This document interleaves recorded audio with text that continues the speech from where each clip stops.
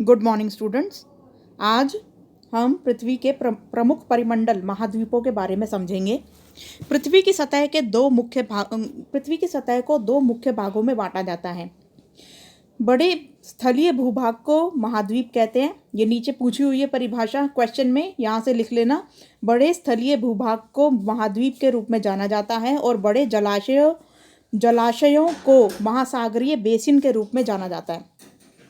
तो यहाँ पे बड़े स्थलीय भूभाग को महाद्वीप कहते हैं। ठीक है, तो ये जो जितने भी बड़े बड़े आपको स्थलीय भूभाग दिख रहे हैं ये सारे महाद्वीप हैं। तो इसमें सबसे बड़ा जो महाद्वीप होता है, पहले आप बेसिक समझ लो ज़रा। यहाँ पे सबसे बड़ा जो हमारा महाद्वीप है वो है एशिया, जिसके अंदर भारत भी इंक्लूडेड है।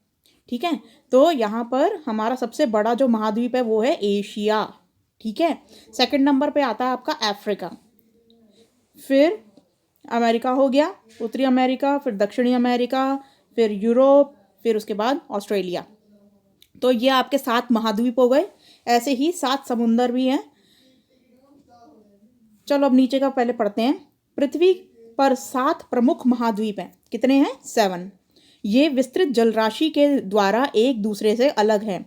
ये जो जलराशि है ना, ये जलराशि इनको आपस में काटती है और ये तब जाके 7 बनते हैं। ठीक है, और ये महाद्वीप एशिया, यूरोप, अफ्रीका, उत्तरी अमेरिका, दक्षिणी अमेरिका, ऑस्ट्रेलिया, अंटार्कटिका, ये सारे महाद्वीप हैं।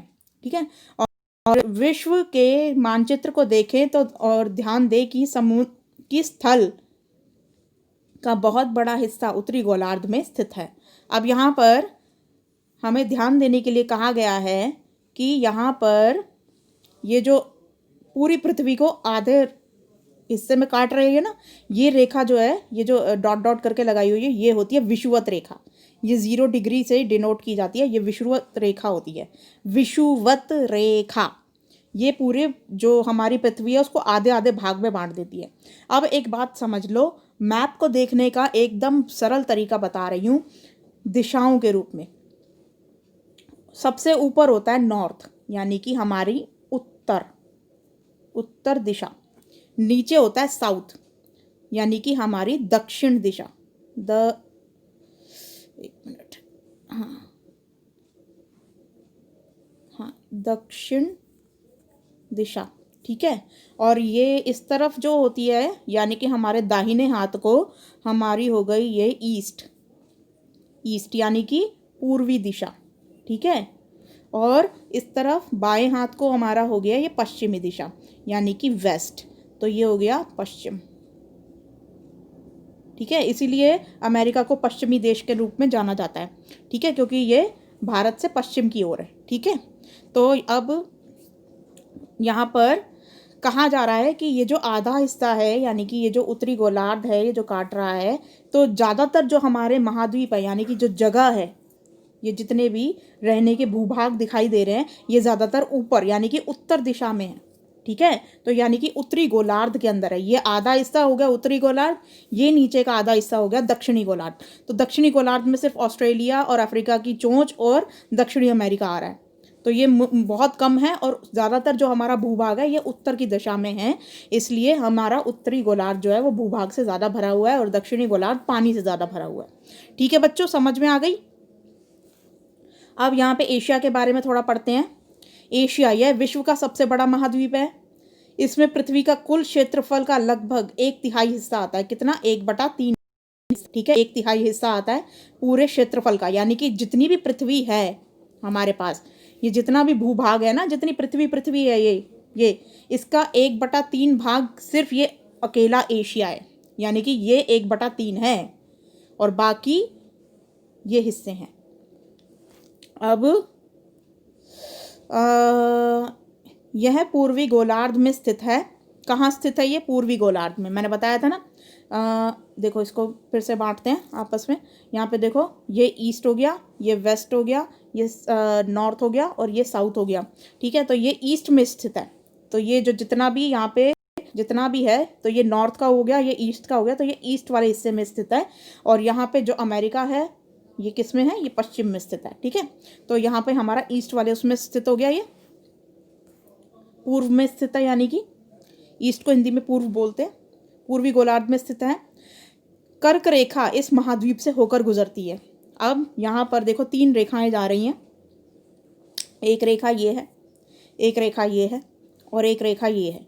ये बीच वाली मैंने तुम्हें बताया था मैंने आप सबको बताया था कि ये विषुवत रेखा है। बीच वाली ये पूरी पृथ्वी को आधा आधा बांट देती है। ये ऊपर वाली कर्क रेखा है, नीचे वाली है मकर। जब मकर संक्रांति आती है, अभी ये जो 14 जनवरी को आती है हर बारी, तो अब उस वक्त जो हमारा सूर्य होता है वो मकर रेखा के ऊपर आ जाता है, इसलिए उसे मकर संक्रांति कहते हैं। कर्क रेखा जो होती है ये हमारे भारत से भी होकर गुजरती है। ये देखो यहाँ से होकर गुजर रही है, ठीक है, और ये एशिया से होकर गुजरती है। तो ये एकमात्र रेखा है जो हमारे एशिया से होकर गुजरती है, वो है कर्क रेखा, जो कि हमारे भारत से भी होकर गुजरती है। अब नेक्स्ट है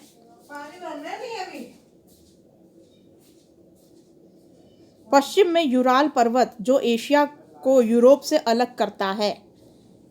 अब पश्चिम में यूराल पर्वत श्रेणी है जो एशिया को अलग करता है, किससे? यूरोप से।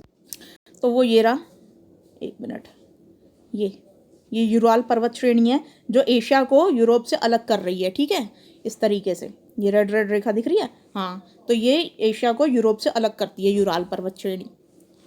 नेक्स्ट है यूरोप और एशिया के संयुक्त भूभाग को एशिया, यूरोप प्लस एशिया कहा जाता है। तो अब ये जो यूरोप और एशिया का जो संयुक्त भूभाग है, यानी कि इन सबको मिला दिया जाए तो इसे कहा जाता है दोनों को यूरेशिया, ठीक है। और अगर देखा जाए तो यूरोप और एशिया में एक ही जगह कॉमन है, वो है टर्की, यानी कि तुर्की। ये यूरोप में भी आता है, ये एशिया में भी आता है, इसीलिए ये मतलब दोनों का ही पार्ट है। यूरोप का भी पार्ट होता है, तुर्की एक देश का नाम है, और ये एशिया में भी आता है। तो ये तुर्की एकमात्र ऐसा देश है जो मतलब यूरोप और एशिया दोनों में आता है, ठीक है बच्चों। नेक्स्ट है यूरोप के बारे में अब समझते हैं। यह महाद्वीप एशिया के पश्चिम में स्थित है। कहाँ स्थित है? एशिया के पश्चिम में। अभी मैंने पूरी स्थिति बताई थी आपको, इस तरीके से आप बांट दोगे तो यहाँ पे वेस्ट पड़ जाता है, यहाँ पे ईस्ट पड़ जाता है।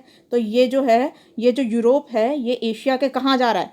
वेस्ट में, ठीक है। तो ये वेस्ट में पड़ रहा है पूरा यूरोप, इस दिशा को वेस्ट बोलेंगे ना, इस वाली साइड को, हाँ। तो ये एशिया से इस तरफ वेस्ट में पड़ रहा है, इसलिए लंदन और इंग्लैंड को भी वेस्ट यानी कि पश्चिमी देशों की संज्ञा दी जाती थी पुराने टाइम में। कहाँ जा रहा है जी? पश्चिम में पड़ने जा रहा है, विलायत पड़ने जा रहा है, ठीक है, इस तरीके से। तो अब आर्कटिक वृत्त इससे होकर गुजरता है, यानी कि ये जो आर्कटिक है, नीचे है अंटार्कटिका, ठीक है, ऊपर है आर्कटिक महासागर। तो ये जो आर्कटिक वृत्त है, यानी कि आर्कटिक जो सागर है, महासागर है, यहाँ पर ये जो पानी है, ये सब कहाँ से होकर गुजरता है? ये यूरोप से होकर गुजरता है। अब यहाँ पर यह 3 तरफ से जल द्वारा घिरा हुआ है। क्या? यूरोप तीनों तरफ से जल द्वारा घिरा हुआ है, ठीक है। तो यहाँ पर देखो, ये आर्कटिक महासागर जो है वो यहाँ से इसको तीनों तरफ से घेरे हुए, यहाँ पे इस तरह, ठीक है। सिर्फ यहाँ जो है वो भूभाग है, बाकी तीनों तरफ से ये जल से घिरा हुआ है यूरोप। अब अफ्रीका के बारे में जानते हैं। अफ्रीका यह एशिया के बाद विश्व का दूसरा सबसे बड़ा महाद्वीप है। अब देखो अफ्रीका कहाँ पड़ता है? ये सारा अफ्रीका है, हरा हरा जितना भी है ना, ये अफ्रीका है। ये एशिया के बाद सेकंड नंबर पे आता है। फर्स्ट नंबर पे एशिया सबसे बड़ा है, सेकंड नंबर पे अफ्रीका है। विषुवत वृत्त 0 अक्षांश महाद्वीप के लगभग मध्य से होकर गुजरती है। अफ्रीका का एक बहुत बड़ा भाग उत्तरी गोलार्ध में स्थित है। अब यहाँ पर देखो, ये जो मैंने विषुवत वृत्त रेखा बताई थी, ये 0 डिग्री वाली, ये वाली बीच वाली, ये कहाँ से होकर गुजर रही है? एकदम बीचों बीच से होकर गुजर रही है अफ्रीका के। तो इसका एक बहुत बड़ा भाग जो है ये ऊपर जो नॉर्थ वाली दिशा में है, मतलब उत्तरी गोलार्ध में है हमारा, और ये बाकी सारा दक्षिणी गोलार्ध में है, ठीक है। नेक्स्ट है, यह एकमात्र महाद्वीप है जिससे होकर कर्क रेखा, विषुवत रेखा और मकर रेखा गुजरती है। सहारा रेगिस्तान विश्व का सबसे बड़ा गर्म रेगिस्तान है और अफ्रीका से में ही स्थित है ये, ठीक है। तो यहाँ पर देखो तीनों लाइनें गुजर रही हैं, ये मकर रेखा, विषुवत रेखा, कर्क रेखा, तीनों इसमें से होकर गुजरती हैं। हमारे भारत से सिर्फ कर्क रेखा गुजरती है, ठीक है। तो यहाँ से तीनों गुजर रही हैं, और साथ में इसमें जो है वो विश्व का सबसे बड़ा सहारा रेगिस्तान वो भी इसमें ही है, प्लस ये तीनों तरफ से पानी से भी घिरा हुआ है, तीनों भी नहीं, चारों तरफ से ही घिरा हुआ है, यहाँ से लेकर यहाँ तक, ठीक है।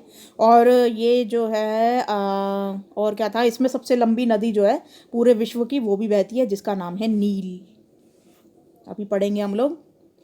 तो यह एकमात्र द्वीप है, महाद्वीप है, जिससे तीनों रेखाएं गुजरती हैं, सहारा रेगिस्तान भी है इसी के अंदर। और यह महाद्वीप सभी तरफ से महासागरों से घिरा हुआ है, जैसे कि मैंने आपको बताया था ऊपर कि ये चारों तरफ से महासागरों से घिरा हुआ है, चारों तरफ पानी पानी है इसके, ठीक है। और नेक्स्ट है, विश्व की सबसे लंबी नदी नील अफ्रीका से ही होकर गुजरती है। तो ये जो नील नदी है ये यहाँ से होकर इस तरीके से पूरा इसको आधा काटती हुई जाती है, ठीक है।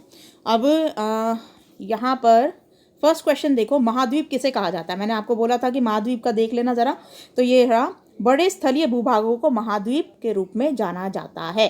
तो ये हमारा आंसर हो जाएगा, है अभी लगा लेना लास्ट में। तो ये हमारी ये इतनी सी लाइन जो है हमारा फर्स्ट का आंसर हो गया, ठीक है। अब नेक्स्ट है, दुनिया में कुल कितने महाद्वीप हैं? 7। दुनिया में कुल कितने महाद्वीप हैं? 7। तो आप सबके नाम भी लिखोगे, ठीक है। यहाँ पर देखो क्या क्या नाम दे रखे हैं। ये महाद्वीप जो है यहाँ पर, एक मिनट थोड़ा छोटा कर लेती हूँ इसको, यहाँ पे, हाँ, ये महाद्वीप है एशिया, यूरोप, अफ्रीका, उत्तरी अमेरिका, दक्षिणी अमेरिका और ऑस्ट्रेलिया और अंटार्कटिका। ये 7 महाद्वीप, ठीक है। आप पहले लिखोगे 7 महाद्वीप हैं, फिर उसके बाद ये पूरी लाइन उतार लोगे, ठीक है। नेक्स्ट है, थर्ड क्वेश्चन है, सबसे बड़ा महाद्वीप कौन सा है? अभी हमने पढ़ा था सबसे बड़ा महाद्वीप कौन सा है, तो वो है हमारा एशिया।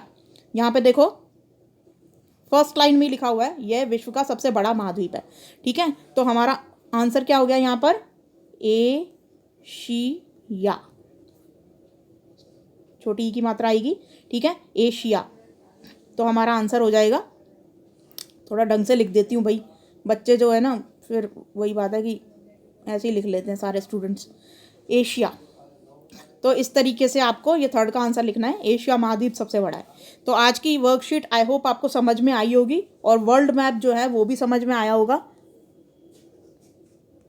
Thank you.